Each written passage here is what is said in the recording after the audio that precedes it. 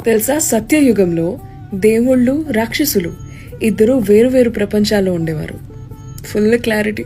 దేవుళ్ళందరూ దేవలోకంలో and demons అందరూ అసురలోకంలో. తర్వాత వచ్చింది త్రేతయుగం.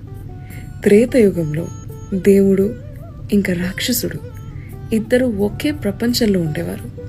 లైక్ రాముడు రావణాసురుడు. గొడవ జరగక తప్పదు. తర్వాత వచ్చింది ద్వాపర యుగం. ద్వాపర యుగంలో దేవుళ్ళు రాక్షసులు ఇద్దరు ఒకే కుటుంబానికి చెందిన వారుగా ఉండేవారు. లైక్ పాండవులు అండ్ కౌరవులు. అండ్ దెన్ కేమ్ కలియుగం.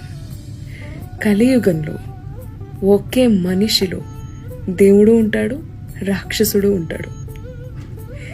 తనలో ఉన్న రాక్షసుణ్ణి హరించటమే కలియుగం తాలూకా తాత్పర్యం.